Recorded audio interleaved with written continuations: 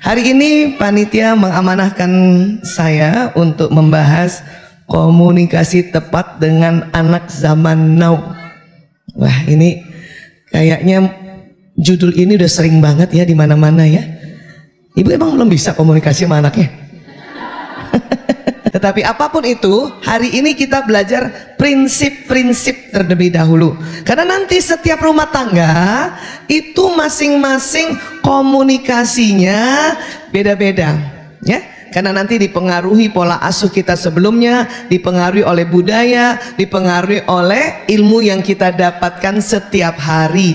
Hari ini kita belajar patokan-patokannya dulu untuk jadi basicnya, ya, atau jadi landasannya.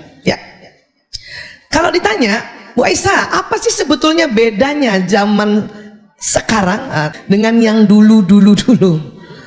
Kalau secara otak, ya, secara ilmu neuroscience, nggak ada yang beda. Ya, saya buka lewat otak dulu ya. Nggak ada yang beda otak kita. Allah ciptakan, ya, ada otak besar, ada otak kecil, terbagi dua. Nggak ada yang beda. Mulai dari manusia pertama Allah ciptakan, Nabi Adam alaihissalam, sampai nanti ke, ya, zuriat kita, cucu, cicit dan sebagainya, insya Allah begini semua otaknya, ya. Namun, nah ini yang samanya ya, ya. Nanti yang bedanya di dalamnya, ya. Ada apa di dalamnya? Di dalamnya itu ada sel otak. Sering saya cerita waktu di awal. Saya sengaja, kalau ilmu itu memang harus diulang-ulang, harus dimurojaah supaya kita tambah paham ya. Nah, jadi di dalam otak manusia itu ada sel otak namanya neuron, ya. Jumlahnya 100 miliar. Satu neuron sel otak ini cara kerjanya kayak satu komputer yang tercanggih di zamannya. Saya lahir tahun 68. Saya 68 punya 100 miliar. Mbak Risa yang 78 juga punya 100 miliar, ya, sama-sama ya. Nah, tapi otaknya Mbak Risa lebih canggih dari otak saya. Tuh. Karena setiap otak yang kelahiran baru itu lebih canggih. Karena diperumpamakan seperti satu komputer yang tercanggih di zamannya. Betul. Siapa Bapak Ibu yang lahir tahun 80-an? Coba angkat tangan. Oh, lebih canggih lagi otak. Mantap kan? Pentiumnya beda. 90-an lebih canggih lagi. Allahu Akbar. Tahun 2000, lahir tahun 2000-an, lebih canggih lagi tuh, ya. Jadi ini, itulah mengapa, ya, Sayyidina Ali bin Abu Thalib radhiyallahu anhu mengatakan, didiklah anakmu sesuai zamannya, karena sudah diteliti oleh ilmu saraf, ya, sel otak generasi baru lebih canggih. Apa canggihnya, Bu Aisyah? Ya, canggihnya adalah satu, dia menyimpan data-data lebih banyak. Komputer sekarang kan data-datanya lebih banyak kan, walaupun dia perangkatnya lebih kecil dibanding komputer zaman dulu gitu. Mengakses data, mencari datanya lebih cepat juga, menyambung informasi lebih cepat juga, ya. Nah, itulah otak generasi, setiap generasi baru gitu, ya. Saya supaya mengimbangi generasi baru, mau nggak mau, ya, terus belajar untuk mendapatkan data. Tetapi otak saya tidak sebanyak penyimpanan data otak dari teman-teman yang lahir lebih muda lagi dari saya, lebih muda. Otak saya dan teman-teman yang 60-an, saya cari teman dulu yang lahir tahun 60-an. Oma tadi, Oma Asih lahir tahun berapa? 56, di atas saya lagi, baby boomer, ya. Kami yang otak yang tahun 50-an, 60-an memang nggak canggih, tapi tangguh saja, nggak mau kalah. Tangguh, ya, tangguh memang. Nah, ini jadi semakin canggih zaman itu memang semakin sensitif perangkatnya. Contoh apa, Bu Aisyah? Televisi aja, televisi zaman dulu, kalau dia rusak malah dipukul, pak. Ya, siapa yang masih dapat itu? Dapat, Bu. Kalau nggak pukul atas, pukul samping tuh. Iya nggak sih? Malah betul. TV sekarang mana boleh dipukul, tambah kacau dia. Ya, iya. Jadi semakin canggih perangkat itu semakin sensitif. Ya, semakin padat semakin sensitif. Kenapa? Karena teknologi sekarang hasil karya otak zaman sekarang. Artinya teknologi digital ini hasil karya dari otak, ya, hasil pikiran, perenungan dari otak manusia era sekarang. Dan otak manusia siapa yang ciptakan? Allah Ta'ala. Jadi secara tidak langsung sebetulnya teknologi digital memang Allah maunya begitu saat ini. Untuk apa? Mempermudah kehidupan. Itu dulu. Ya. Kebayang nggak sekarang kalau nggak ada teknologi digital? Masih juga zaman kayak saya hanya dapat informasinya dari surat kabar. Kejadian kebakaran tadi malam baru kita tahu paginya. Ya, kejadian yang pagi baru kita tahu malamnya. Teman-teman mau tahu skincare terbaru? Tunggu sebulan sekali majalah Femina Kartini datang. Telat banget. Apa yang terjadi di luaran sana? Paling cepatnya dengar Radio Republik Indonesia. Sayangnya zaman kita dulu lebih sering dengarnya Radio Prambos Rasisonia. El Sinta. Untung sekarang El Sintanya radio informasi ya. Itu udah nggak tepat saat ini karena kita mau semua cepat. Ya, anak-anak maunya di rumah saja, main di rumah. Kenapa? Udah nggak ada lahan. Makanya bersyukur anak-anak yang bisa sekolah di sini, lahannya begitu besar. Fasilitas yang dikatakan untuk bermain yang bukan digital atau bukan ya gadget gitu masih ada.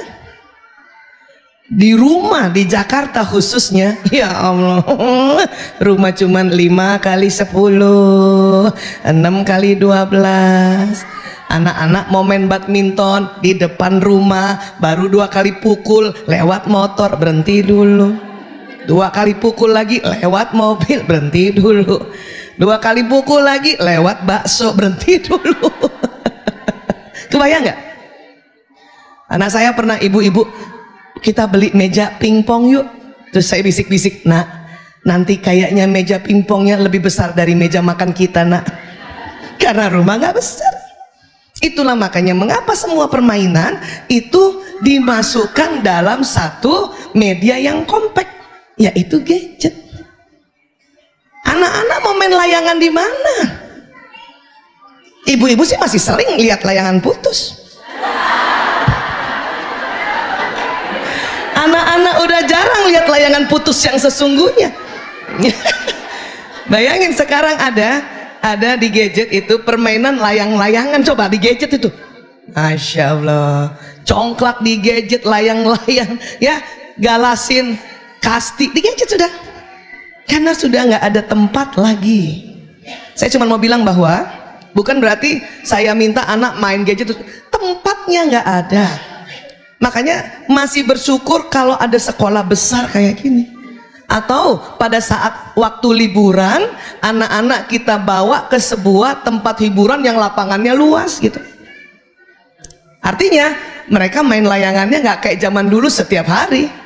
Ya, 1 semester sekali karena diajak sekalian berlibur. Ini dulu yang kita buka, open mind kita dulu. Ya. Terus anak-anak juga akhirnya selalu mau di kamar saja. Kenapa? Ya karena kemudahan itu sebetulnya. Kemudahan itu kan. Nah, sehingga orang tua perlu kreatif. Gimana caranya anak keluar kamar, keluar kamar. Saya juga punya anak 5, 4 laki-laki, 1 perempuan. Anak pertama yang milenial karena lahir 93. Anak kedua sampai ke-5 itu Gen Z, lahirnya 96 dan berikutnya. Ya, saya mencoba gimana caranya supaya mereka keluar kamar, yang bisa bersamaan.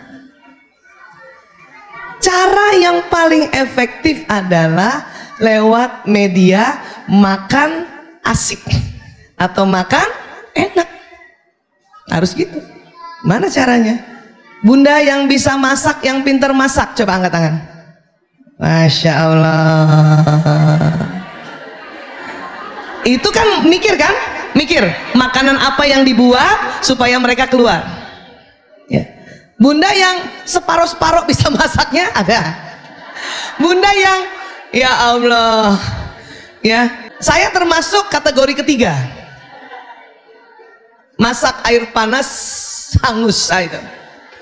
Maka saya harus juga berproses gimana caranya telepon keluarga atau tantenya anak-anak yang pandai masak untuk kita bantu juga ekonominya dan dia kirimkan makanan kan gitu. Itu karena lewat makanan itu bisa jumpa. Lewat makanan. Itu nggak bisa dipungkiri lagi lewat makanan. Lewat makanan saja nanti gadget hanya disimpan paling lama 30 menit. Iya nggak? Iya. Itu pun harus bikin peraturan. Ayo simpan dulu gadgetnya, kita makan dulu yuk.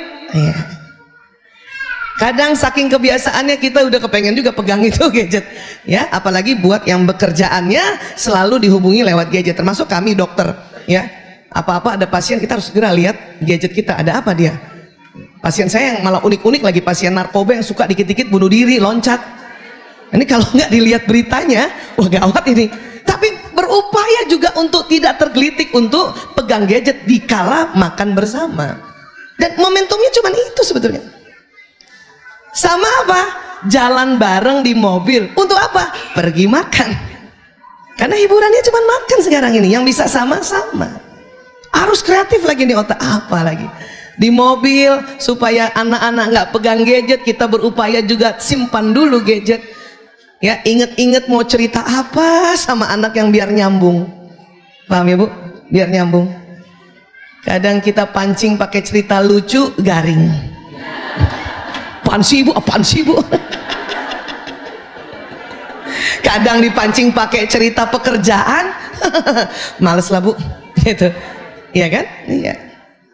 Itu benar-benar satu tantangan buat kita, tetapi harus dengan kesadaran bahwa bukan karena anak mau membangkang, bukan karena anak nggak patuh sama kita, bukan itu, bukan. Semata-mata karena eranya, semata-mata karena kondisi lifestyle dunia, semata-mata karena ya kita berada di yang disebut zaman now, zaman yang harus semua serba cepat, serba mudah. Itu dulu disetting di otak. Karena di antara kita masih banyak merasa anak sekarang ngeselin banget, membangkang. Terus kata anak-anak apa? Aku kan nggak tahu mau dilahir sekarang Bunda. Iya kan? Maka stop memberi label negatif, karena itu akan masuk di otak.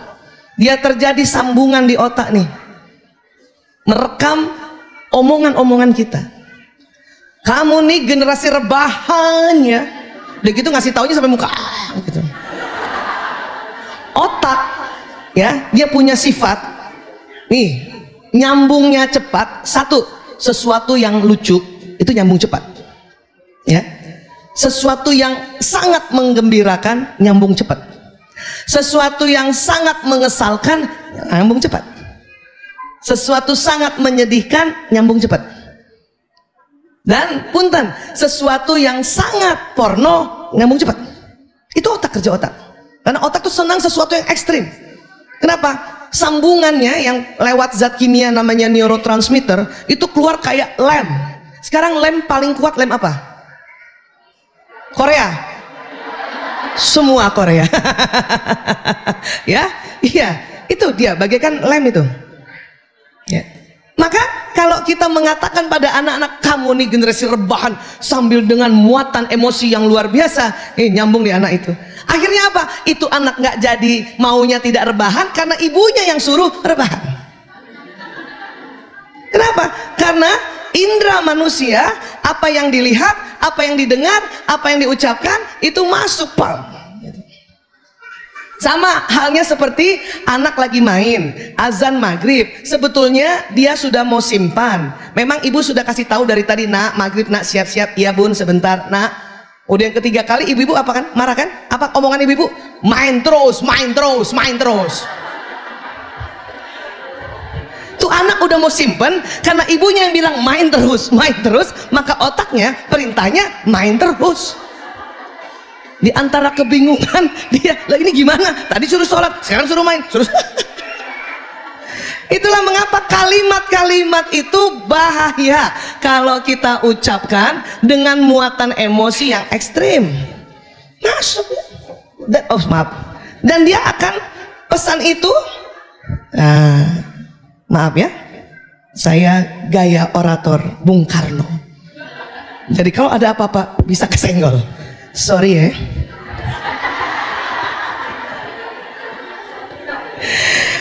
Dari otak ke badan itu ada sistem saraf. Sistem saraf ini kalau dibicarakan, Allahu Akbar, sangat detil, susah, lama. Saya aja ngertinya lama, bertahun-tahun jadi dokter baru ngerti. Oh gitu. Cuman mari kita analogikan sistem saraf ini kayak kabel listrik. Itu tadi. Jadi apa yang ditangkap oleh mata, oleh telinga, oleh badan dari ujung rambut sampai ujung kaki, oleh hidung, oleh pengecapan lidah, apa yang diucapkan, apa yang dikerjakan, itu pesannya jalan ke seluruh tubuh dengan kecepatan 320 km per jam. Sebelumnya tidak ada mobil atau motor yang secepat itu. Baru kemarin saya naik WUS, saya perhatikan, sama dengan kecepatan saraf.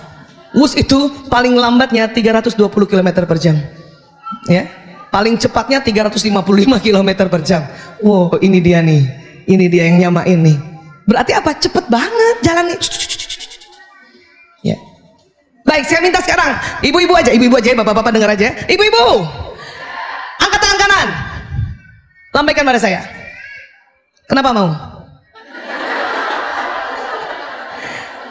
Saya bilang kan, ibu tangkap lewat telinga kan, terus ibu lihat lewat mata kan, cepet kan jalannya? Cepet. Nah, itu tadi, cepet banget. Itulah makanya kalau sekarang saya ditanya, gimana Bu Aisyah berkomunikasi dengan anak zaman now? Sebetulnya nggak zaman now, zaman kapan saja. Pertama sekali adalah hati-hati bicara.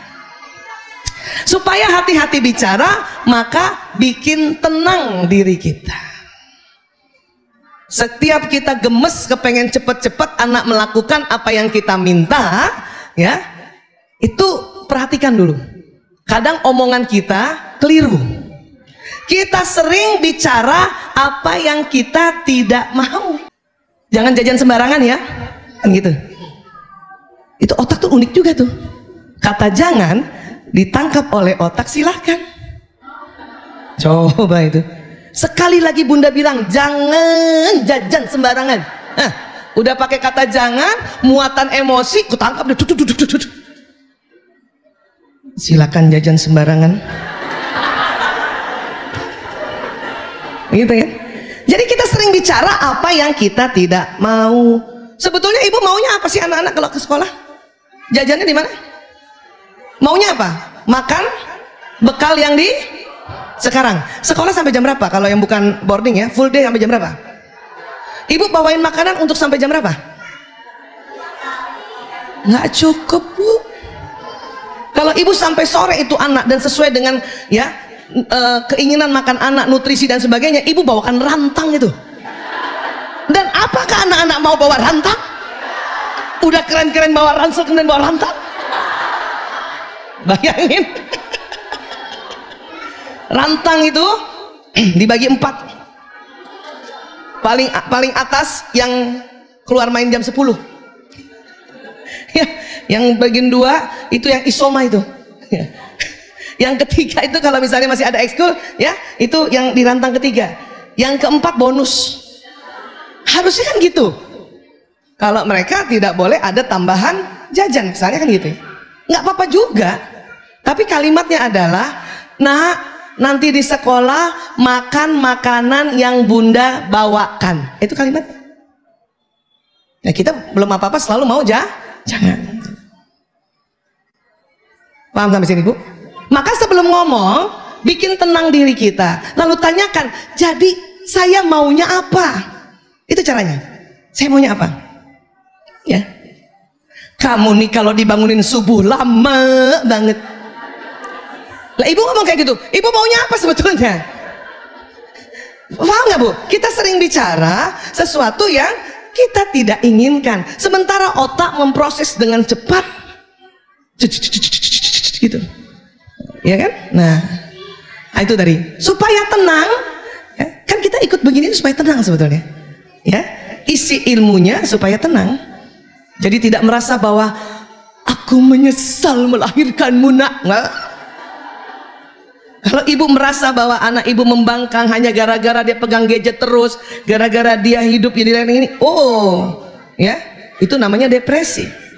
Tapi kan kalau kumpul kayak gini, ibu tahu, ya Allah, bukan anak aku aja yang begitu, anak ibu ini juga, anak ibu itu, ya. Atau tadi ibu dengarkan pertanyaan, oh, aduh sama, kan gitu ya. Itu pentingnya berkumpul untuk tahu bahwa informasi ini bukan hanya kita saja yang begitu. Ya.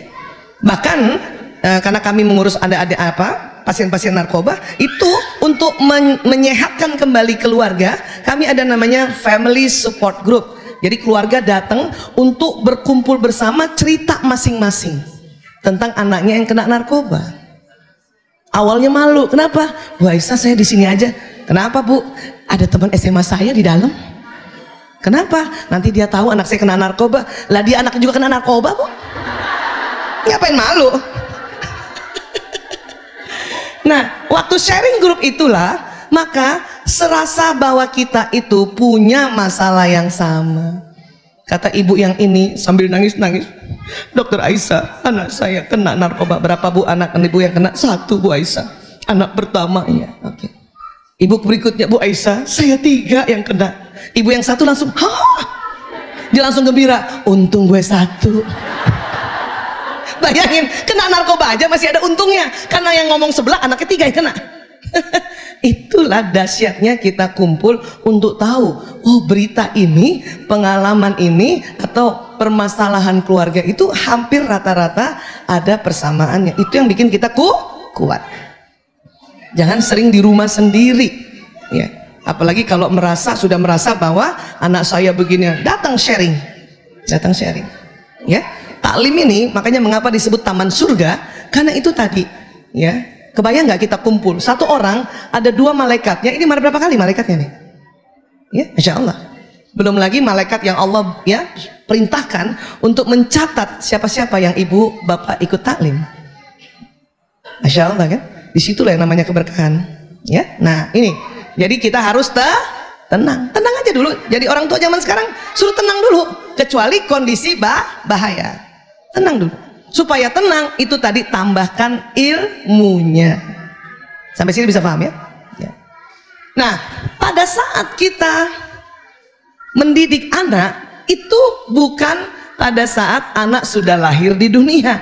Anak dalam rahim saja itu sudah proses pendidikan sudah terjadi. Kenapa? Punten ya. Otak janin usia 2 pekan sudah merekam apa yang dilakukan ibunya, apa yang dilihat ibunya, apa yang didengar ibunya, apa yang dibicarakan ibunya, dan apa yang dikerjakan ibunya. Memang selama ini supaya anak sehat selalu diingatkan nutrisi, halalan thayyiban, cukupkan asam folat.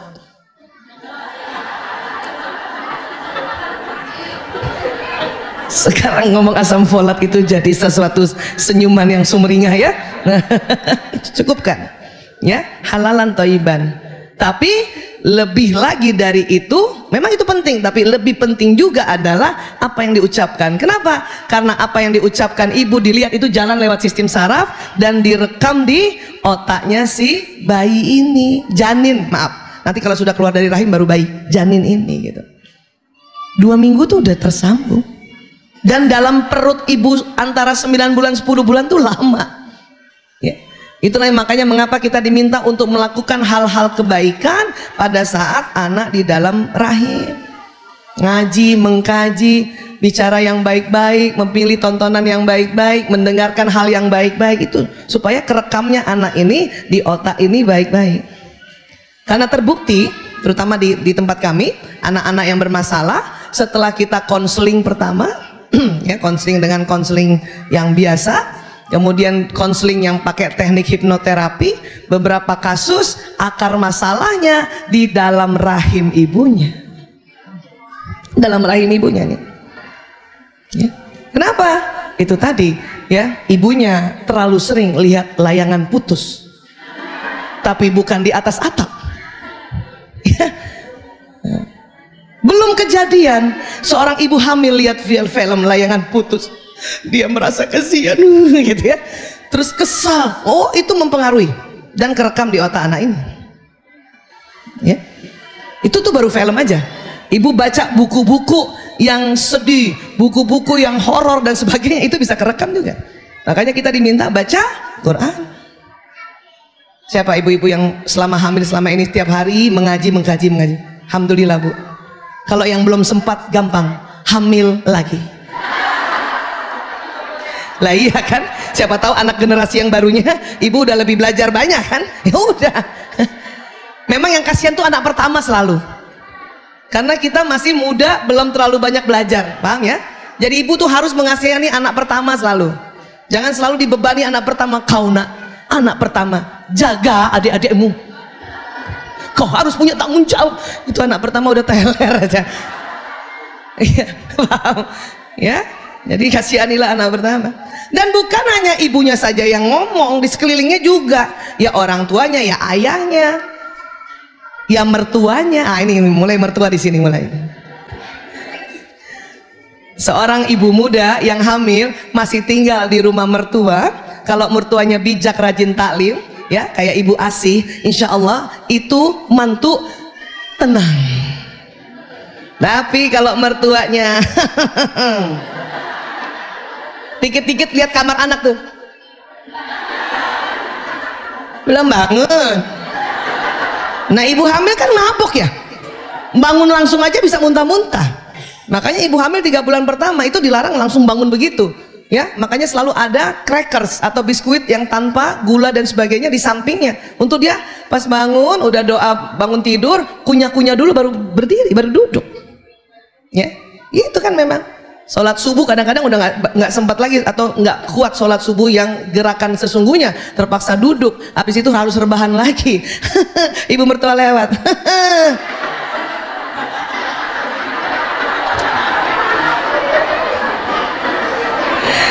Terus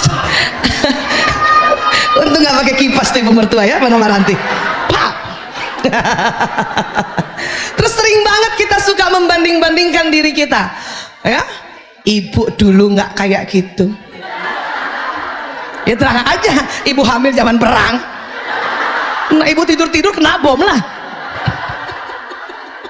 Zaman dulu mau mual, mau muntah, kalau udah ada bom loncat. Boro-boro makan crackers dulu. Ya, itu lagi ya. 1, tidak menjudge. 2, tidak membanding-bandingkan. Bunda dulu nak,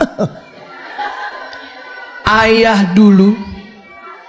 Anak-anak senang cerita kisah-kisah dulu, tapi mereka nggak suka tapi kamu nak. Nah, itu.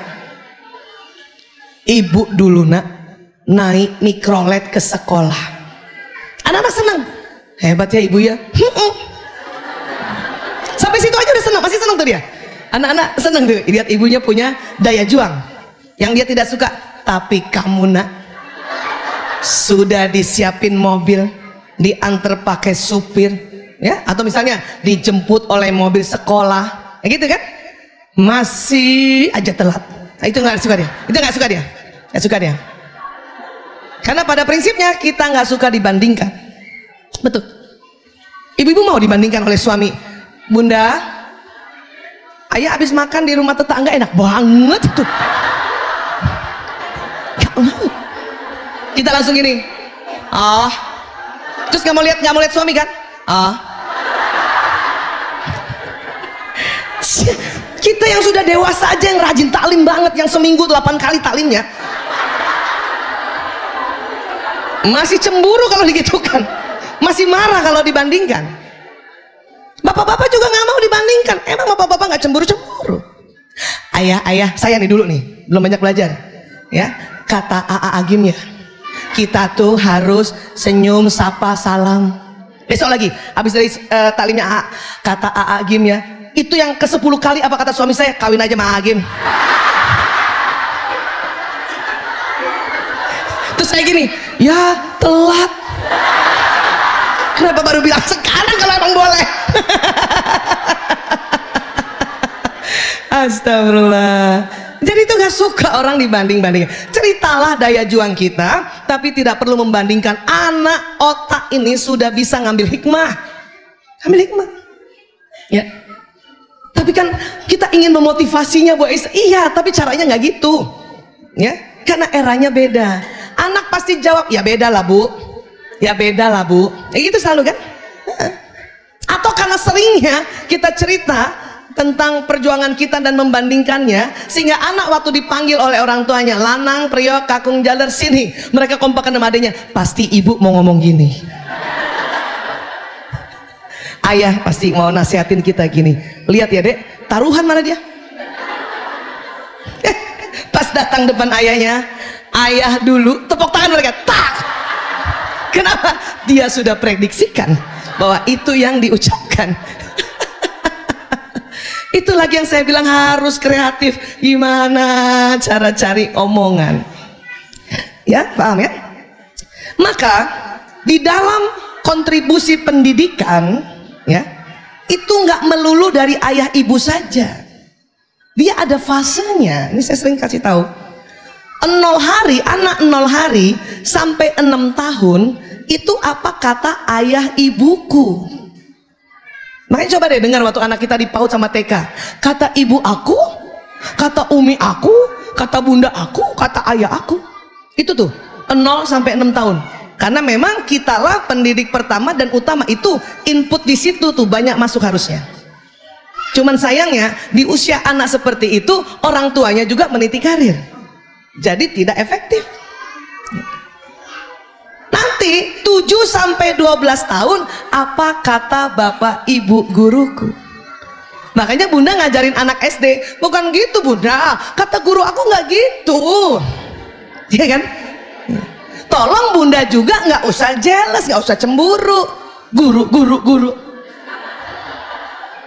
Tahu apa gurumu? Bunda yang hamilkan kamu. Ya Allah. Maka mengapa di SD harus cari sekolah yang gurunya bisa diajak kerjasama, sehingga pesan-pesan kita titip di guru gitu. Jadi nggak apa-apa, karena sudah nggak sanggup orang tua anak di atas 6 tahun memberikan atau menjadi sumber informasi anak hanya berdua saja. Harus ada bantuan orang lain. Supaya apa? Ini pas sudah lahir ini, sambungan otak ini harus variasi. Kita udah ngajarin anak di rumah waktu 0 sampai 6 tahun buang sampah di tempat sampah ya nak, udah nyambung tuh. Tapi nanti di sekolah gurunya juga ajarkan buang sampah di tempat sampah. Itu sambungannya semakin tebal, semakin variasi juga, ya. Yang namanya sampah nanti gurunya ajarin, itu nak tisu, nak sampah nak, buang. Itu nak kotak teh, buang nak, itu sampah nak. Itu makin variasi kan? Itu. Jadi berapa tadi? 0 sampai 6 tahun apa kata bapak ibuku? Ya, 7 sampai 12 tahun apa kata guru? 13 tahun ya, sampai kurang lebih 18 atau 20 tahun apa kata teman-temanku? Ya, apa kata teman-teman? Siapa yang anaknya di antara itu sekarang usianya? Baik yang full day maupun boarding ya? Bunda kata teman aku, bunda kata teman aku, itu kan omongannya kan? Sekali lagi, tolong tidak cemburu kita, atau merasa aku nggak ada gunanya lagi sebagai ibu. Nggak usah gitu. Dulu dia selalu dengarkan apa nasihat aku, sekarang nggak usah gitu. Itu semuanya juga fasenya itu. Kenapa? Anak-anak dipersiapkan untuk mendapatkan informasi teman sebayanya lebih banyak. Karena dia sedang belajar bagaimana survive, bagaimana kompetitif, makanya informasinya teman. Maka kita harus kenalan sama teman anak kita. Bahkan nasehatinnya itu bersilang.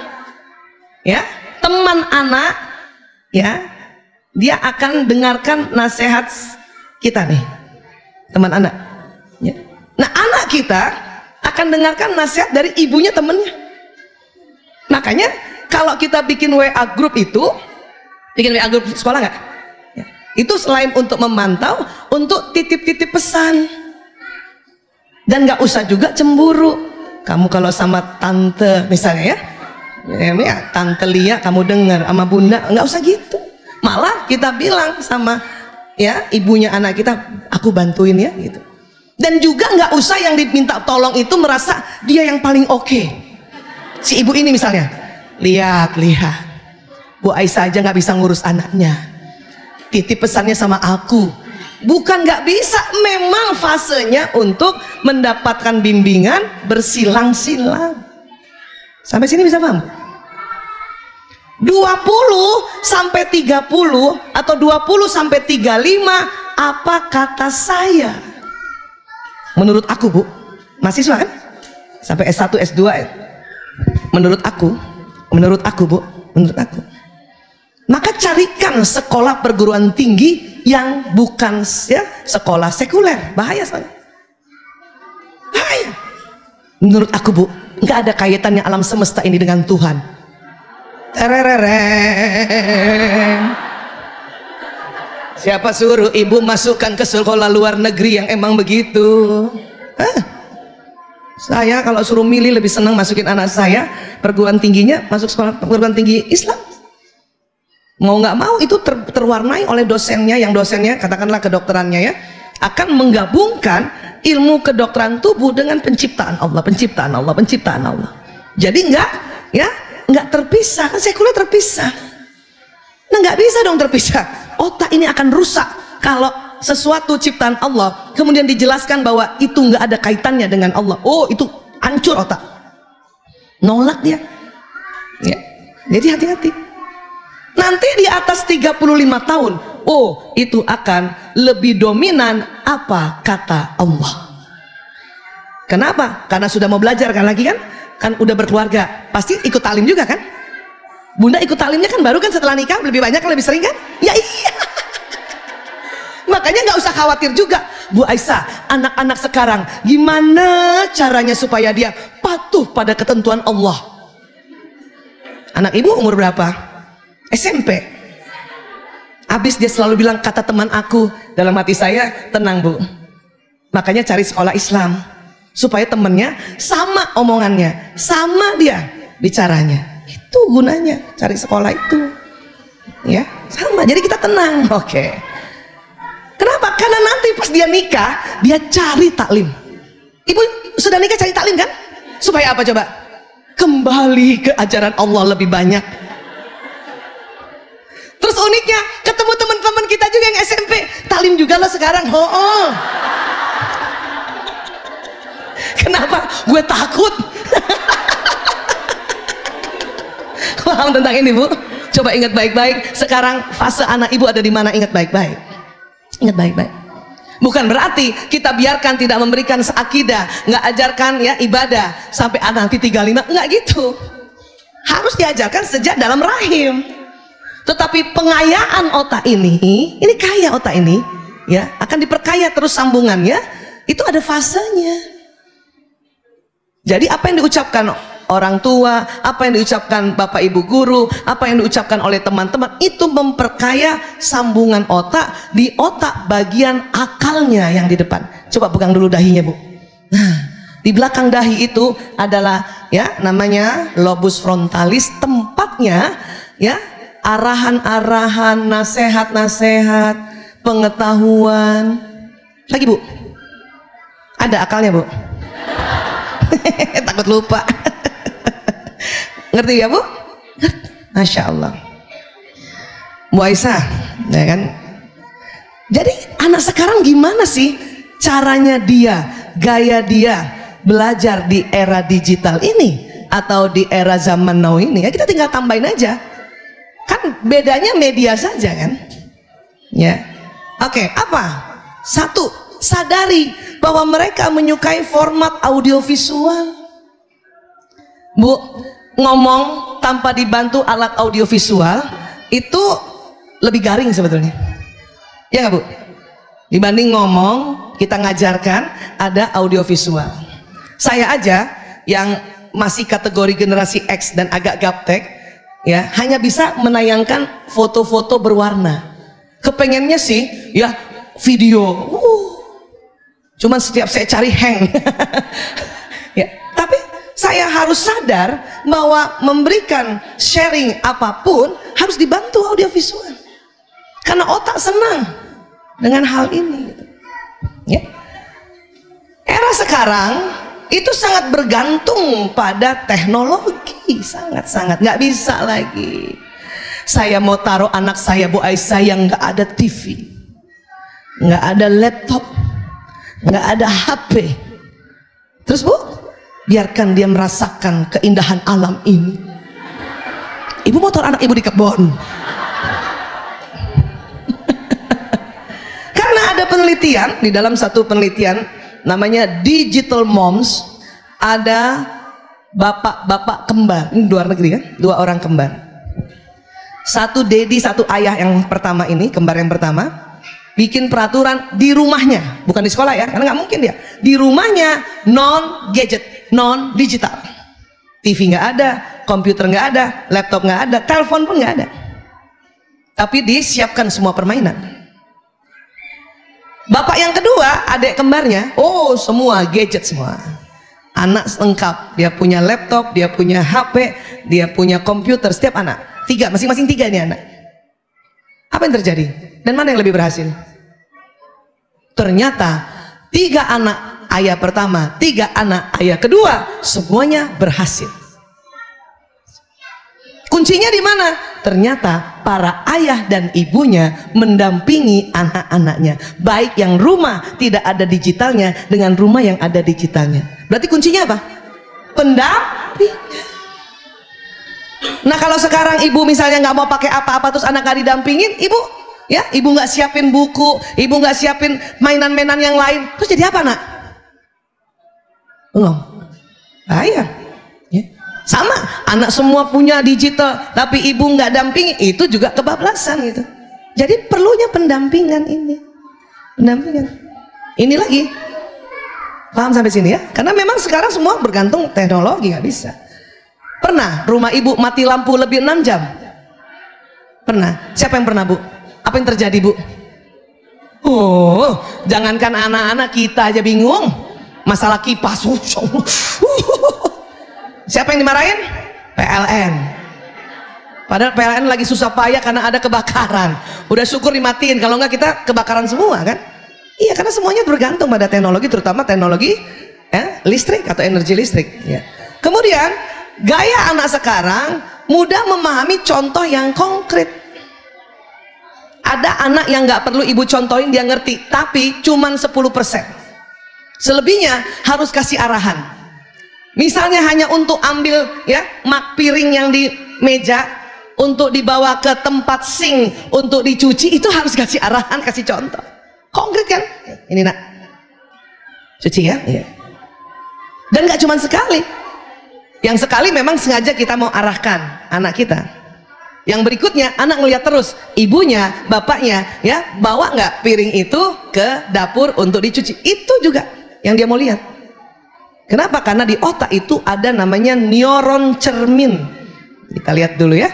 Neuron cermin apa Bu Aisyah? Ini di otak kita ini ada namanya neuron cermin, neuron yang kata para ahli ya, atau mirror neuron.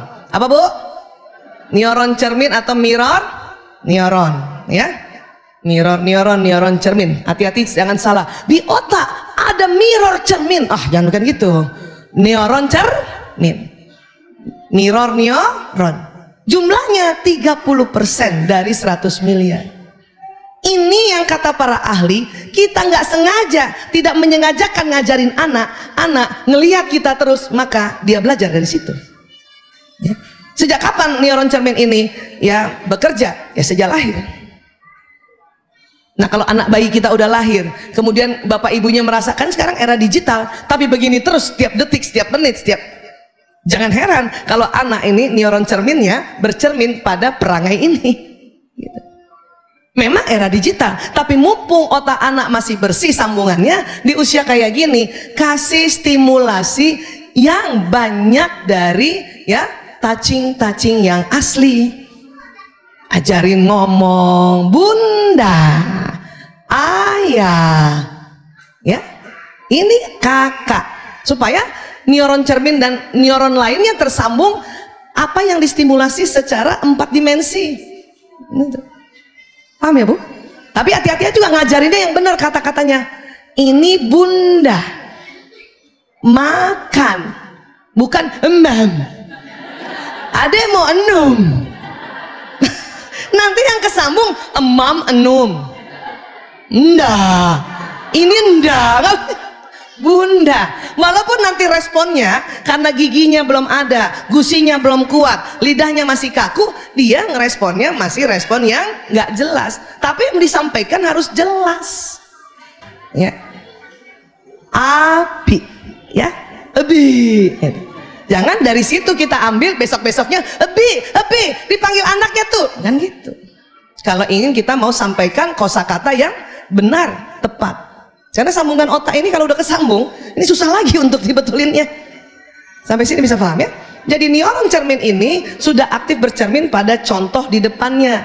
Anak sekarang selalu mau ada contoh yang konkret. Kenapa juga semua apa-apa pakai audiovisual? Supaya tahu.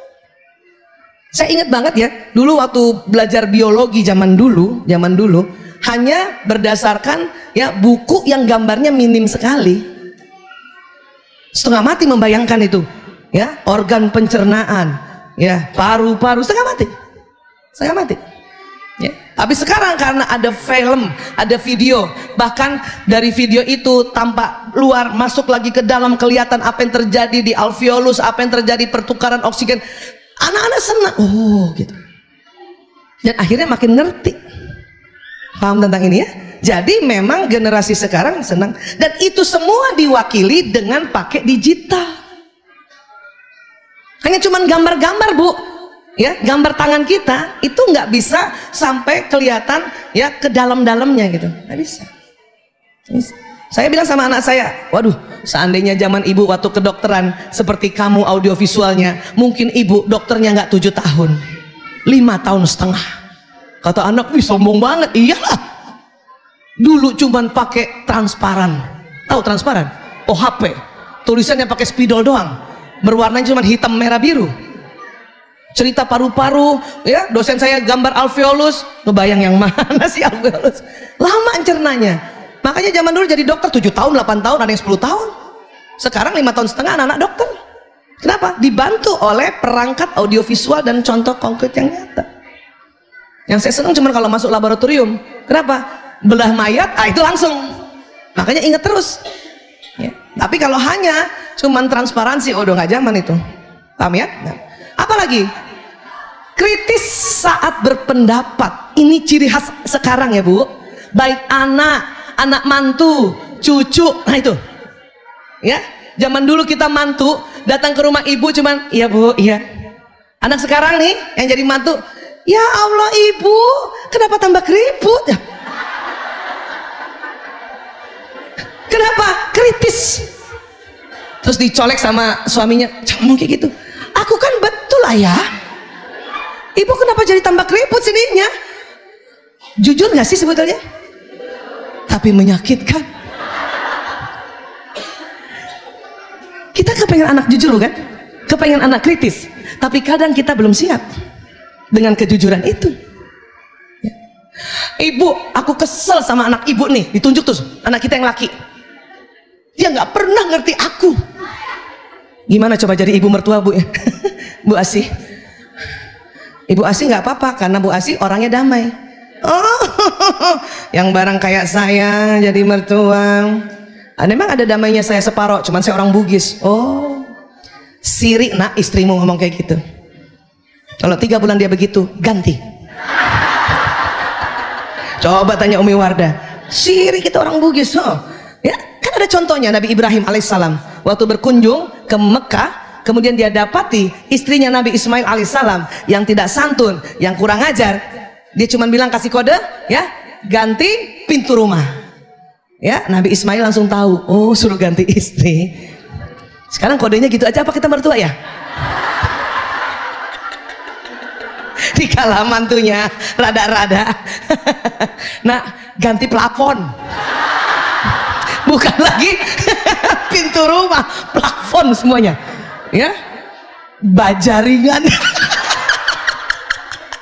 Dia mengartikan apa anak kita ya? Ikiopo ini tambah jaringan, nggak tahu rayapan. Paham ya Bu? Memang anak sekarang kritis. Ibu mau ke sini? Aduh ibu jangan ke sini dong. Kita mau ke Bandung. Nanti aja. Kenapa sih ibu ke sini? Apa rasanya Bu? Ibu dari Medan, Medannya Danau Toba. Ibu datang ke rumahnya anak BSD, sudah 5 tahun nggak ketemu cucu, sudah sampai dikit lagi tuh pintu tol itu yang baru, ibu telepon nggak boleh datang. Apa rasanya Bu?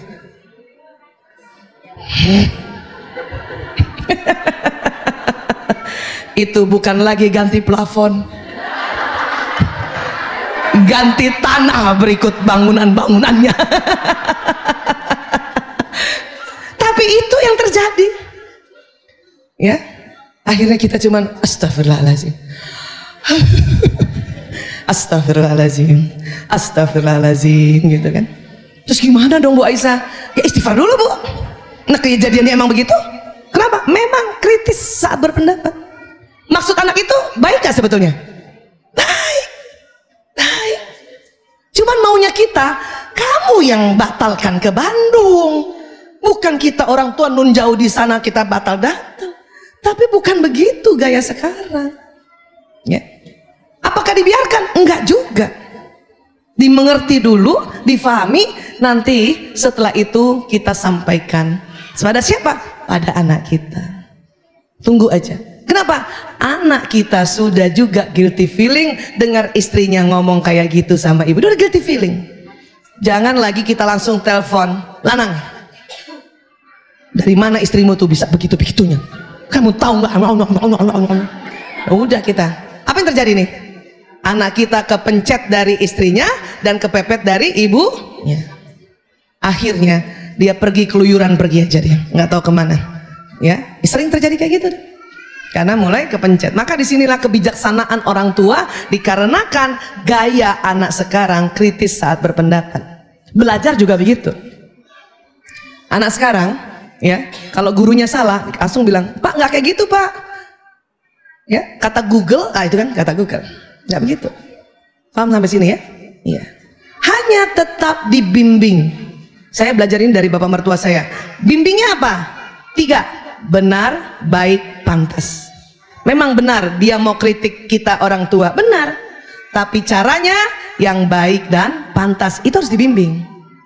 Bimbing ya sejak kecil. Ya. Kan pernah tuh saya kasih contoh apa di sini apa di mana ya. Kita lagi duduk, anak kita ngomongnya berdiri, terus marah-marahin kita. Ya, ibu aku nggak suka sama ibu, ibu keluar terus. Benar nggak? Benar nggak dia nggak suka karena ibu keluar? Benar. Tapi caranya belum baik dan pantas. Ibu jangan naik pitam aja dulu. Itu benar baik pantas. Maaf, baik Pak. Tuh kan saya udah bilang kan? Yang salah saya apa mejanya? Baik pantas itu, nggak, saya mau kasih contoh duduk ceritanya. Baik pantas ini, bentar ini dorong aja. Mau contohin duduk. Baik pantasnya itu yang ibu harus sabar untuk ya memberi arahan. Saya tuh sampai sekarang juga kalau anak saya masih ngomongnya kalau dia marahin saya dan dia berdiri ngomongnya, saya suruh dia ambil kursi, ambil sini aja sayang. Justru ini mau kasih contoh. Saya duduk gini, anak berdiri. Ibu, aku gak suka sama ibu. Ibu pergi terus. Tapi dia berdiri kan? Bener dia, tapi belum baik dan belum pantas. Ambil kursi nak, ambil kursi. Duduk dekat ibu. Kita mau ajarin baik pantasnya itu. Atau kalau nggak ada kursi, sini nak. Duduk di bawah. Supaya baik dan pantas, latihan anak selalu harus kalau orang tuanya di atas dia di bawah. Kenapa nak? Ibu, aku gak suka sama ibu. Nak, suara. Ya, Allah ajarkan sejelek-jelek suara keledai. Suaramu sudah kayak keledai 5. Gak bisa Bu, aku ngomongnya kayak gitu. Tarik nafas. Lagi nak, Rena. Orang 5 kali tarik nafas, intonasi yang 7 oktav itu bisa turun sampai cuma 3 oktav. Kenapa nak? Aku gak suka sama ibu. Udah bener kan? Udah baik kan? Udah pantas gak? Iya. Kenapa nak? Ibu pergi terus ngurus anak-anak narkoba. Benar kan itu? Sudah benar, sudah baik, sudah pantas. Ya, kita apa yang kita lakukan? Istighfar, astagfirullahaladzim. Langsung minta maaf. Ibu minta maaf ya nak. Gak usah juga bertahan. Nak, ketahuilah, ibu menyelamatkan anak bangsa. Itu makanya ibu dapat penghargaan dari presiden. Kamu lihat toh? Gak usah gitu. Anak gak perlu itu. Bunda ini kerja untuk kamu bisa beli mainan, beli baju, sekolah. Bukan itu anak mau. Anak cuman mau melepaskan emosinya, dan ibunya segera minta maaf aja. Ibu minta maaf ya nak. Kalimatnya itu, Umi minta maaf, ayah minta maaf. Selama ini kita sudah begitu, cuman maafin ibu ya nak, maafin Umi ya nak. Itu beda loh. Secara neurolinguistik program, ilmu otak beda. Yang ditegur siapa? Yang keliru siapa sebetulnya? Ibu kan? Jadi ibu yang minta maaf. Anak mau maafin sekarang, nanti malam, besok atau minggu depan, itu hak dia. Tapi kalau maafin ibu ya nak, maafin, kita nyuruh. Bu Aisyah, itu apa nggak nginjek-nginjek malah tuh anak kayak gitu tuh? Enggak bu. Anak belajar karena dia sudah tenang, otaknya terbuka, tersimpan di memorinya. Apa yang dia pelajari? Ibuku saja pada saat dia punya kekhilafan, dia minta maaf. Itu dia pelajari. Maka dia juga pada satu saat punya kekhilafan, dia langsung otomatis minta maaf. Itu yang diambil pelajarannya sama anak. Ya, nggak usah merasa juga, nih nanti nih ya kebangetan ya, nih nanti, nggak usah kayak gitu. Nggak usah kayak gitu. Paham sampai sini ya? Jadi kritis saat berpendapat, benar? Benar. Tapi yang mau apa yang dibimbing? Caranya yang baik dan pantas. Benar, baik, pantas. Itu 3 tuh. Sudah Bu Aisyah, saya udah ajarin dia. Berapa kali Bu? 1 kali lah. Nggak bisa Bu. Otak ini perlu murojaah. Perlu diulang-ulang. Bahkan dengan variasi berulang-ulang. Kadang mungkin bukan kita yang bilang begitu. Bapak ibu guru yang bilang, nak, kamu kalau ngomong sama orang tua yang benar, baik, dan pantas. Itulah proses namanya pembimbing, pendampingan. Kenapa? Otak manusia lebar, banyak neuronnya, tidak seperti otak binatang.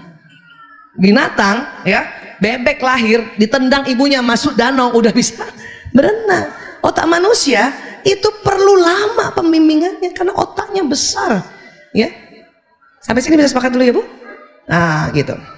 Tapi juga jangan dibungkam anak-anak ini. Durhaka, yang juga kayak gitu ya, nggak bisa kamu ngomong gitu, nggak boleh ngomong gitu, nggak bisa juga gitu. Karena nanti kalau emosi dia terpendam, suatu ketika pada waktu yang salah ketemu orang yang salah, itu nanti jalan keluarnya salah, ya narkoba, ya LGBT, ya tawuran, ya judi. Karena dia tidak diberikan pelepasan emosi dengan dia berani bicara benar, baik, dan pantas, seperti itu ya. Guru-guru sekarang itu yang diinginkan oleh anak tuh adalah guru yang apa? Yang bersahabat. Bukan orang tua ya, guru yang diinginkan. Anak murid sekarang jarang tanya konten belajarnya. Cuman pertama aja. Ya. Pak Guru, ini jalannya fisika, percepatan wus ini gimana sih gitu kan? Gurunya jelaskan, tuh kan, aku udah ngomong gitu sama ibu aku. Cuman ibu aku emang so tahu sih Pak Guru. Jadi dia selalu yang dia mau curhat adalah kondisi mentalnya karena perangai kita orang tuanya. Itulah tadi guru sekarang menerima curhat, menerima pertanyaan, bukan pertanyaan konten pelajaran, tetapi apa? Mental health. Nggak boleh juga guru bilang, nggak ada kaitannya dengan pelajaran fisika ini. Nggak bisa. Karena anak ini udah ngerti jalannya, cuman penuh di benaknya karena ibunya ngeyel, caranya nggak kayak gitu. Itu yang nanti membuat ya dia punya otak akal terblokir. Sampai sini bisa paham ya Bu? Yang diminta anak sekarang. Kemudian apa lagi? Gemar berinovasi. Kenapa? Dengan mudah lihat tutorial Bu. Jangan lihat, ya, jangankan anak kita aja gitu. Yang tadinya yang seneng masak cuman berdasarkan resep-resep. Sekarang enak banget, nggak usah baca resep, taruh aja ya, matikan, ambil tepung, nyalain lagi ya, tambahkan gula, matikan, enak banget sekarang. Saya dulu waktu COVID, yang biasanya anak-anak potong rambutnya di barbershop, ini potong sendiri. Lihat apa? Tutorial. Asik sebetulnya. Jadi ini nih gaya belajarnya di era digital pada anak-anak generasi now. Ya, kita ulang ya. Jadi apa yang harus dilakukan? Sikap apa yang harus dilakukan pada anak-anak saat komunikasi? Karena komunikasi ini adalah sesuatu yang unik. Komunikasi ini adalah sesuatu seni bicara. Satu, tapi apa tadi? Tenang. Supaya tenang itu tadi tambah ilmu. Sudah ada ilmu juga kadang di otak kita nih. Sudah ada ilmu ya, tapi terblokir ilmu itu. Sudah ada ilmu terblokir. Kenapa? Ini batang otak tegang. Coba pegang dulu Bu, yang di leher tuh. Di dalam itu ada batang otak. Itu tegang. Kalau batang otak tegang Bu, ilmu yang ada di depan terblokir sementara.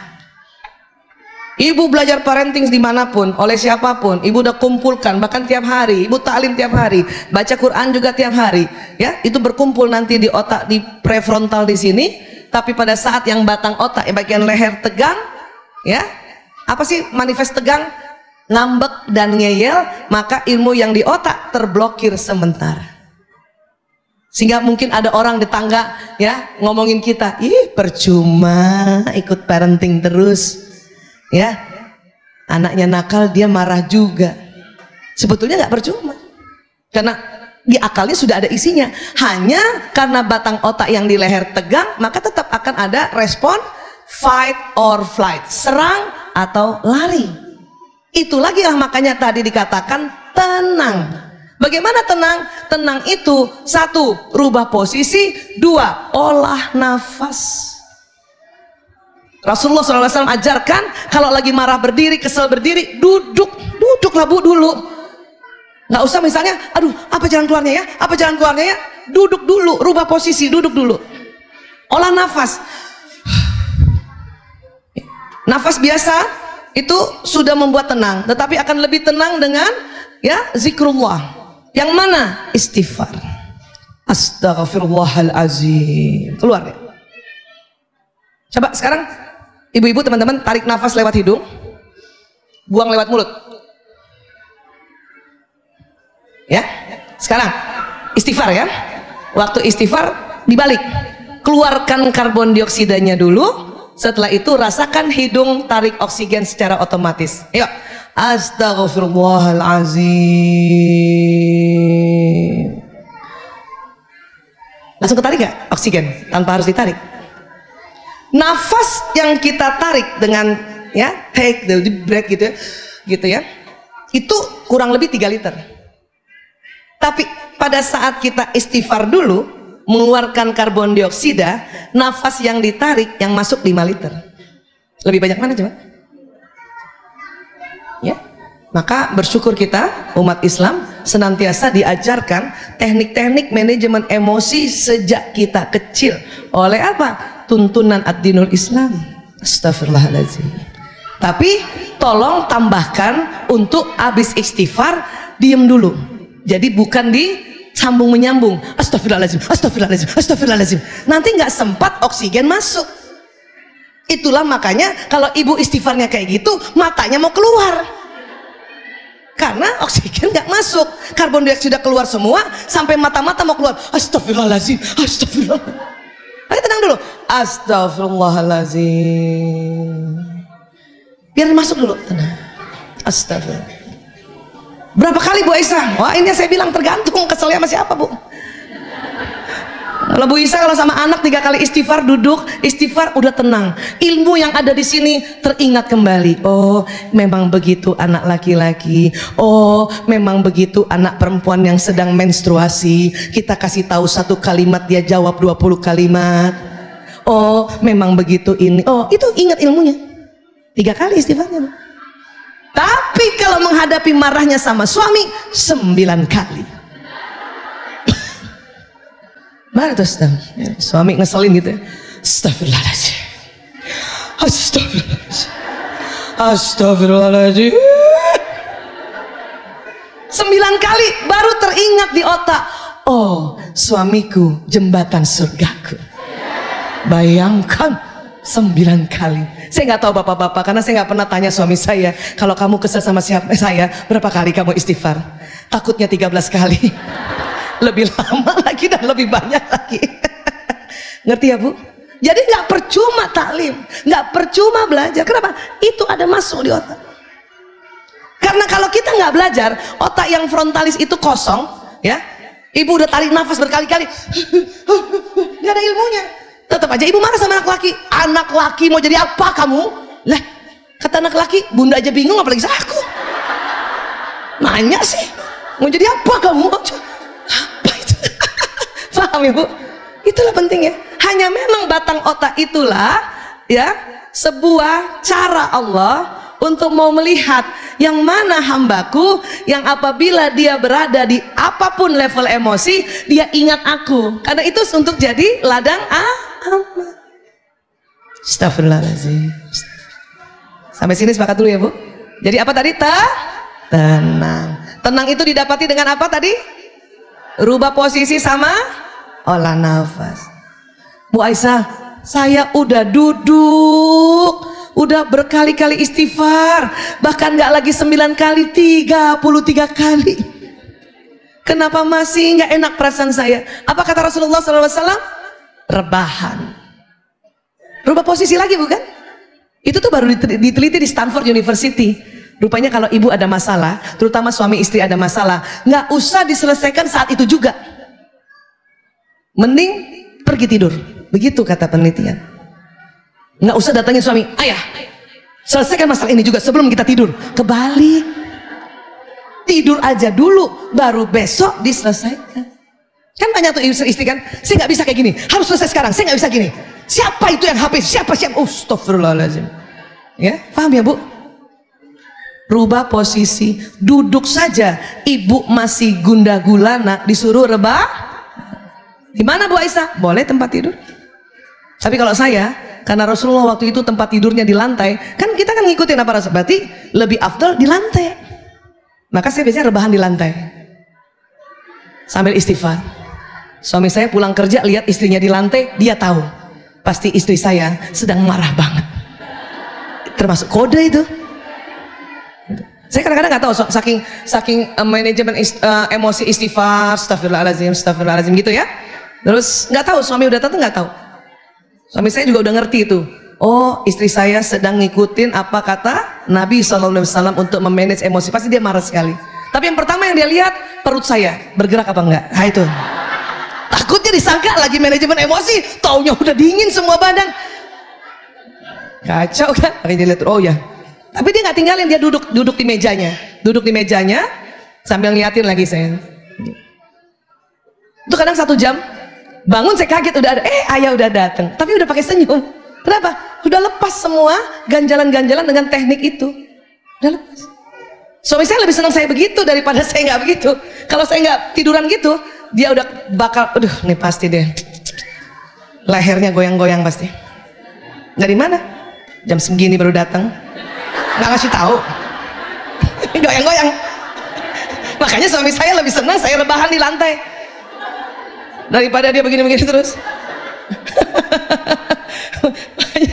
Itu tuh hebatnya ya, apa yang baginda Nabi SAW ajarkan baru diteliti di Stanford University. Ini yang akan kita pakai terus supaya tenang, ibu tenang ya. Tapi juga lihat kondisi Bu, jangan ibu di mall langsung rebahan.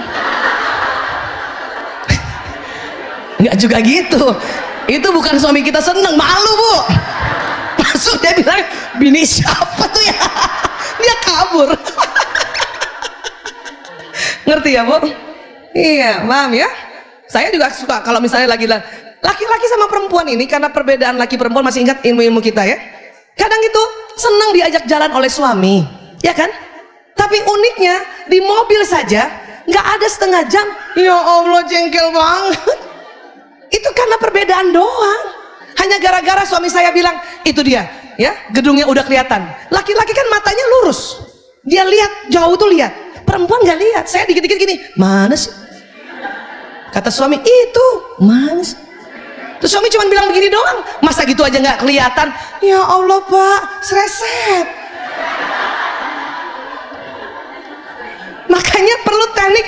Astagfirullahaladzim, astagfirullahaladzim. Saya itu melihat ya, saya kalau ajak jalan sama suami cuma berdua aja, ya, itu kaca saya selalu berembun. Karena dikit-dikit astagfirullahaladzim, astagfirullahaladzim. Supaya apa? Supaya selama perjalanan itu, misalnya diajak jalan seharian, muka kita ya nggak cemberut seharian. Karena dikit-dikit kita tersinggung, karena cuma perbedaan aja. Suami udah jalan-jalan nyasar 2 kali, istri suka bantu nggak? Apa istri bantu? Minggir ayah, minggir. Pas minggir, buka jendela tanya kan? Mas jalan Dahlia di mana? Kata tukang parkir, lurus bundaran belok kanan. Ayah, lurus bundaran belok kanan. Apa kata suami? Udah tahu.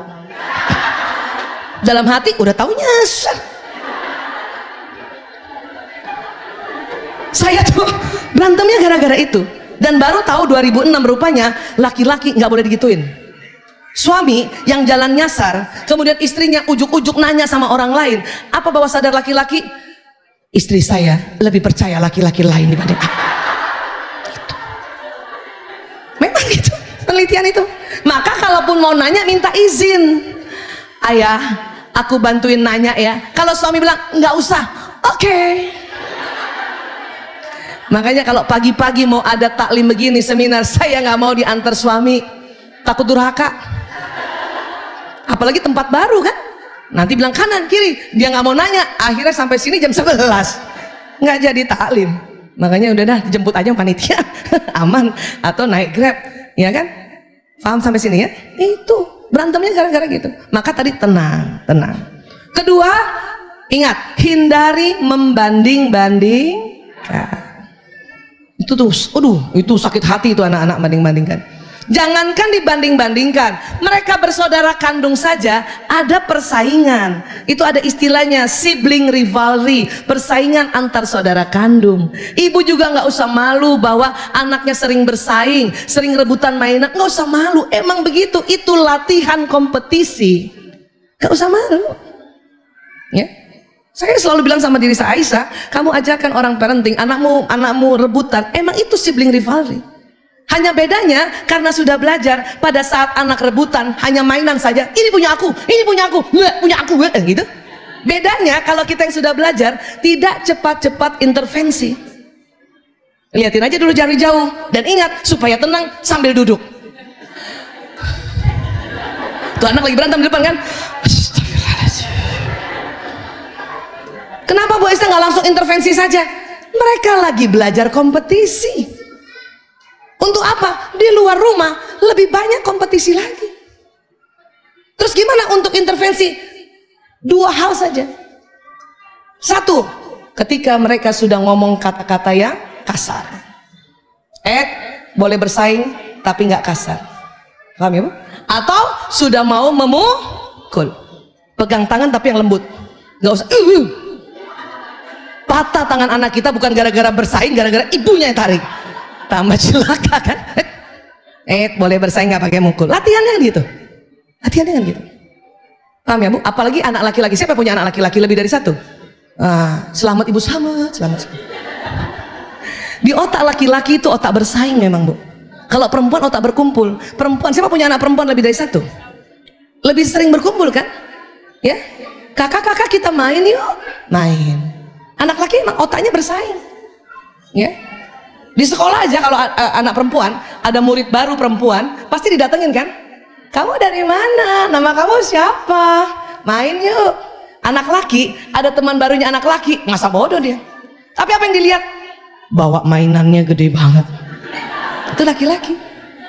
Ya, karena otak laki-laki otak benda, otak bersaing. Itu dia laki-laki. Makanya kalau punya anak laki-laki lagi bersaing, ibu tenang aja. Cuman bilang dalam hati kita, ya Allah, alhamdulillah anakku laki-laki banget. Udah gitu aja. Kenapa? Untuk dia belajar bersaing nanti untuk menjemput nafkah di luar rumah. Paham sampai sini ya? Jadi tenang dulu, tenang, tidak membanding-bandingkan. Itu kadang-kadang, maaf, peristiwa LGBT ternyata faktor kontribusinya pada saat perkembangan anak-anak ini, kita sering ngomongin mereka hal-hal yang buruk gitu. Itu ternyata. Narkoba juga begitu. Hanya tuh latihannya, aduh Allahu Akbar, mohon makanya sama Allah, ya Allah mohon ya Allah untuk senantiasa dibimbing. Selebihnya apa? Itu tadi ilmunya masukkan kita ya, tentang laki-laki bagaimana, perempuan bagaimana, watak ini bagaimana, watak ini bagaimana, bagaimana pendekatan dengan anak yang wataknya seperti ini, itu ada. Makanya ada istilah baterai kasih sayang, ada. Itu nambah memang ilmunya ya. Nah, tadi kan saya bilang kan, saya hari ini landasan-landasannya saja saya kasih ya, karena ilmu detailnya harus memang cari tahu ya. Nah, kemudian apalagi yang harus kita pahami ya? Siapa yang sedang hamil di sini? Ada sedang hamil? Alhamdulillah, kesempatan banget membimbing Ananda di dalam rahim ya. Bahkan setelah anak ini lahir menjadi bayi ya, ada penelitian tentang otak perempuan hamil yang sedang diperiksa, Bu. Ya, diperiksa. Ternyata terjadi banyak perubahan pada otak perempuan yang hamil dan nanti otak perempuan pasca melahirkan. Berubah tatanannya di otak manusia ini. Ya. Apa itu Bu Aisyah? Ya. Nanti pas sudah lahir anak ada istilah ya, mommy brain atau namanya momnesia. Allah bikin ibu yang baru melahirkan ya, itu banyak lupa.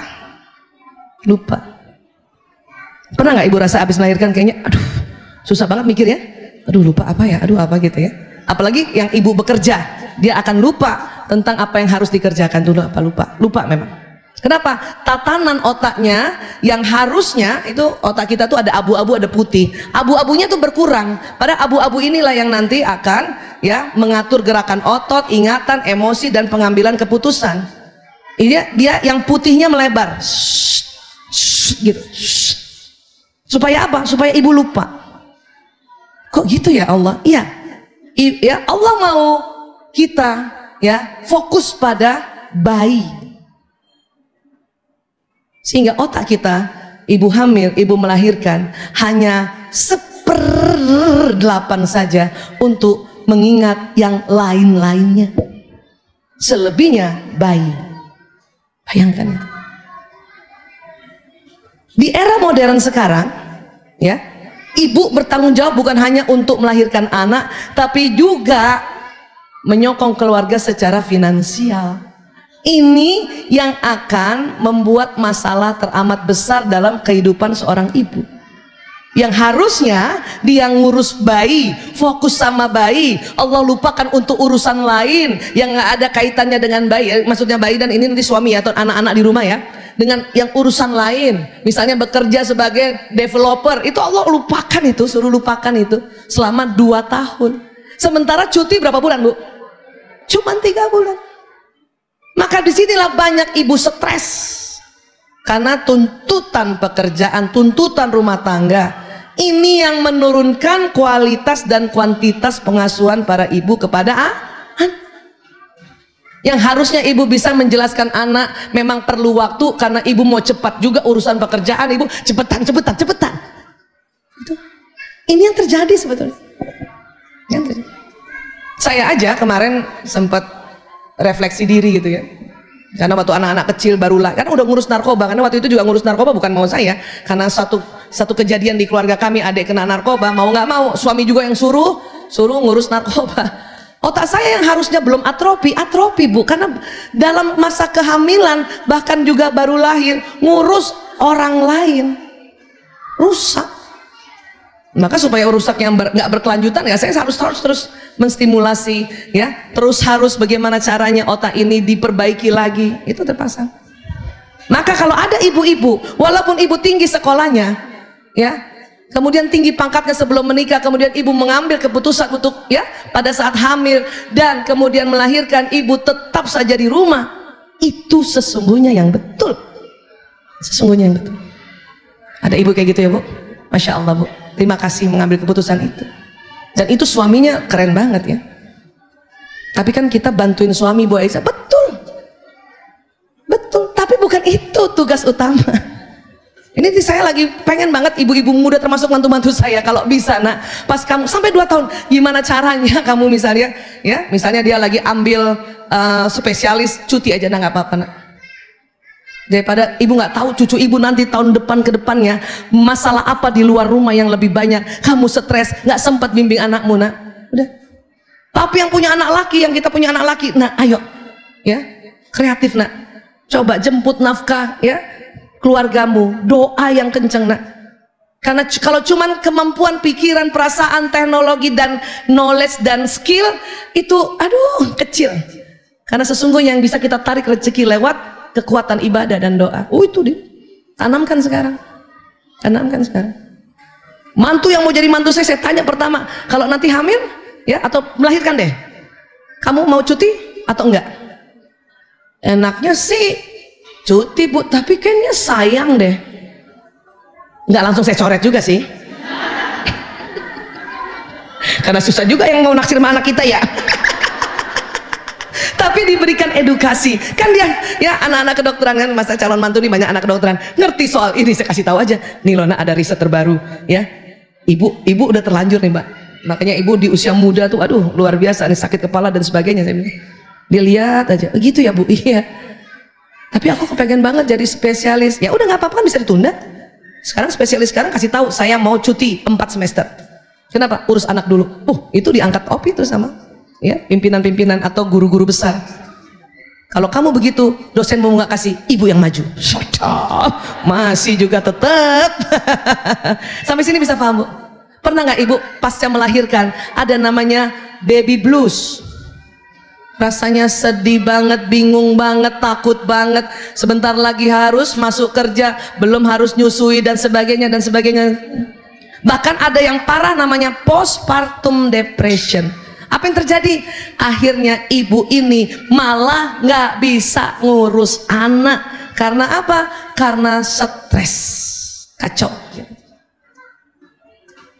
Ini yang saya mau sampaikan juga.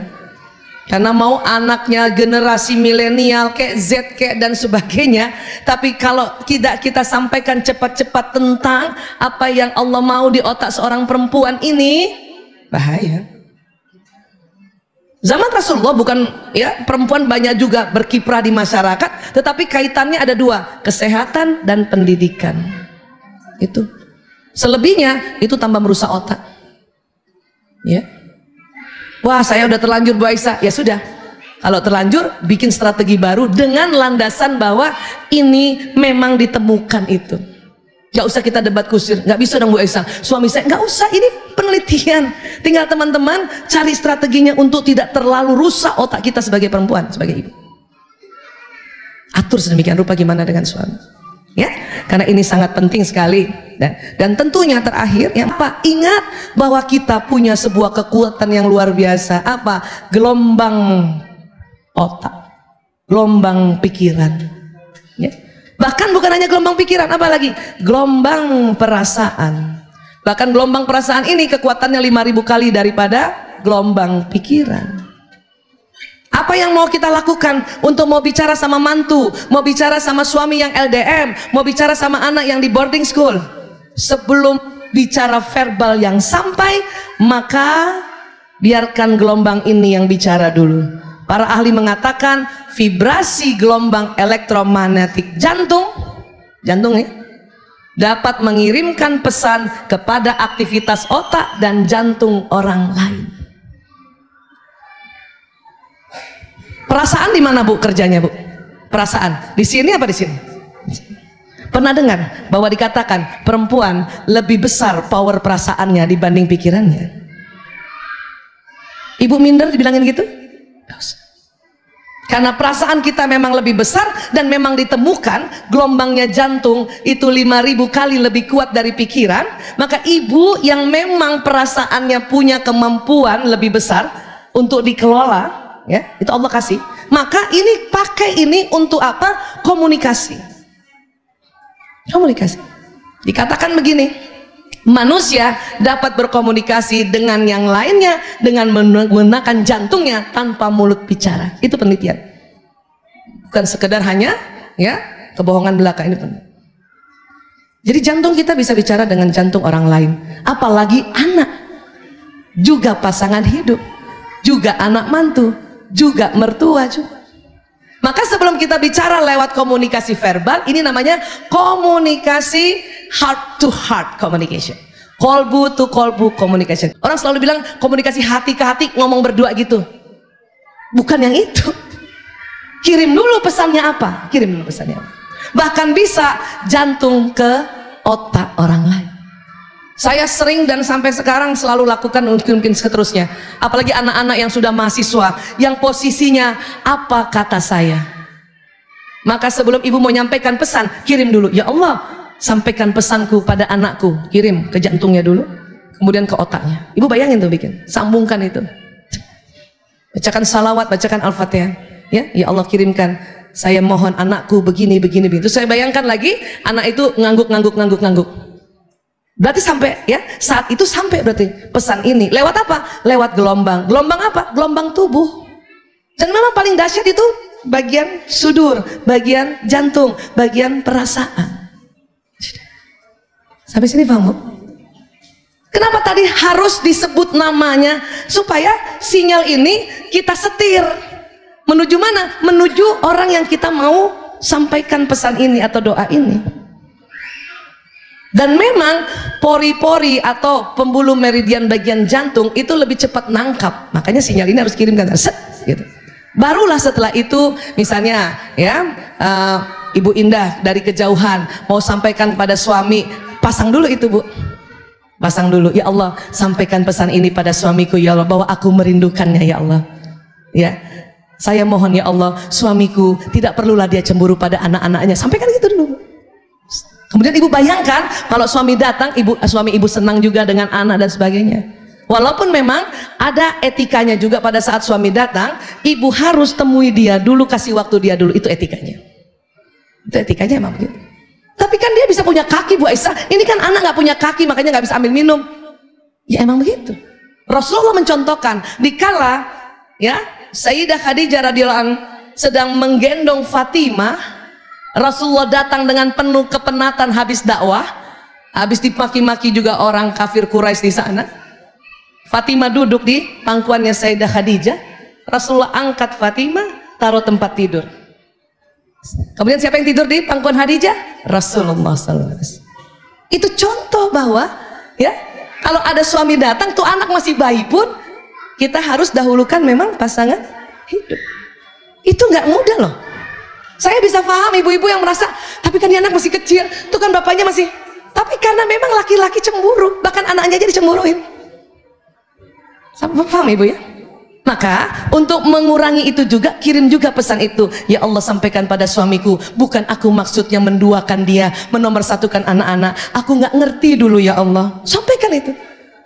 Bahkan lihat, bayangkan suami itu ngangguk-ngangguk. Ibu-ibu bisa membayangkan suaminya?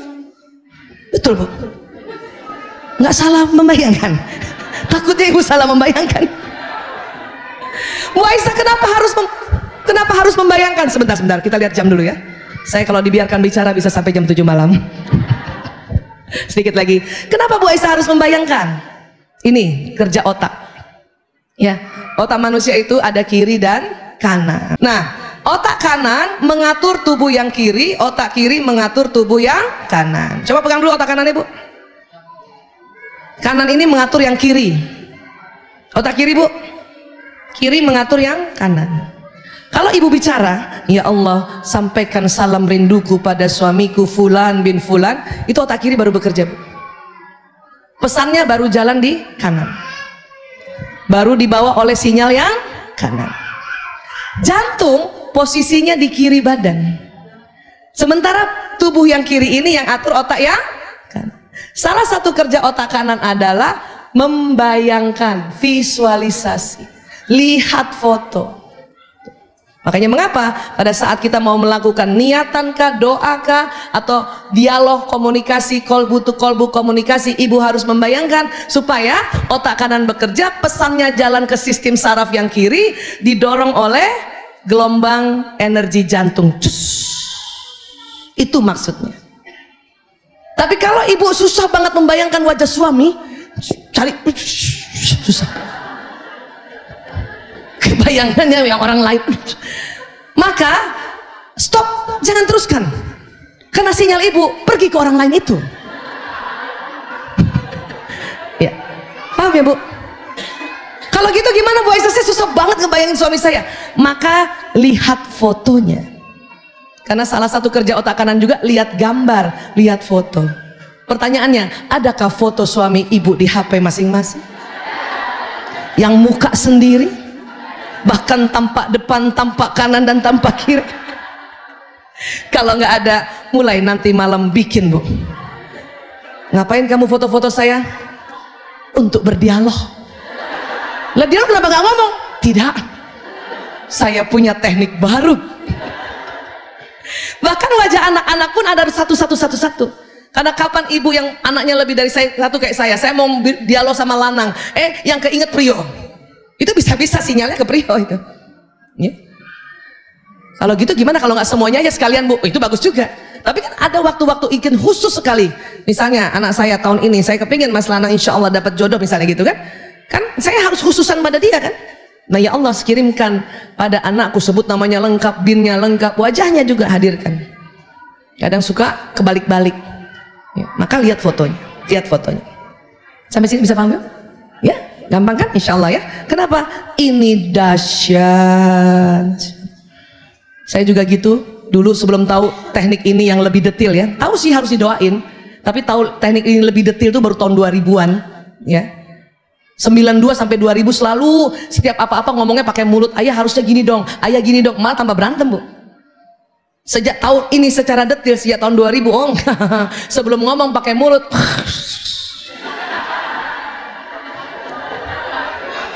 Sinyal dan nggak usah juga ibu telepon dia, ayah rasa nggak aku mengirimkan sesuatu di jantung dan di, nggak usah. Jadikan itu sebuah teknik kita, nggak usah. Lihatlah keajaibannya. Allahu Akbar, Allahu Akbar, Allah. Sampai sini cukup ya? Ya, nggak usah banyak-banyak ya. Tadi banyak contoh-contohnya doang, oke? Jadi pakai dialog apa Bu? Kolbu to kolbu communication dan kolbu to brain communication. Kalau ada ibu misalnya siapa tadi yang anandanya tadi ya mantu mau pakai jilbab karena belum. Maka ibu bayangkan ayat yang tentang hijab, ibu kirim ke kolbunya dan ke otaknya.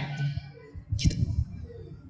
Walaupun nggak mungkin besoknya langsung tarang sudah nggak mungkin, nggak gitu. Jangan ibu bilang merasa nggak ampuh doa saya ini, nggak boleh gitu. Kenapa? Ada proses. Dia memang masuknya. Kadang-kadang mungkin harus berkali-kali. Ya, kalau saya lihat kemakbulannya itu 40 hari Bu, kencenginnya gitu.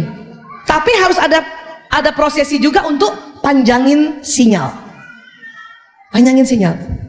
Gimana panjangin sinyal? Itulah tadi, berwudu, sholat, puasa, ya, sedekah, pergi tawaf. Itu panjangin sinyal. Makanya kalau ada satu hajatan, makanya dilakukan 40 hari. Kita betulkan wudhu kita, betulkan sholat kita. Nggak hanya yang wajib, yang sunnah pun segera lakukan. Ya, ambil duhanya, ambil tahajudnya, saumnya, Senin Kamisnya, sedekahnya. Kalau memang belum sempat pergi umrohnya, tapi 40 hari itu karena memperpanjang sinyal agar sinyal ini cepat sampai.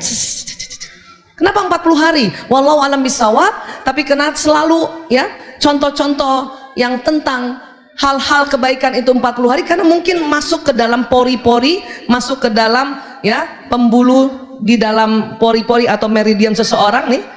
Jadi masuknya ke titik-titik ini itu perlu 40 hari. Sampai sini bisa paham ya Bu? Gampang kan Bu? Sekarang ibu mau apain lagi suami ibu coba? Hah? Apa? Nambah uang belanja? Bahkan supaya ibu nggak ngebayang-ngebayang pas suami tidur liatin mukanya, itu nggak perlu lagi ngebayang Bu, jelas mukanya di depan kita ya. Itu asiknya suami istri yang tidur bareng. Kenapa? Kita bisa doain dari dekat.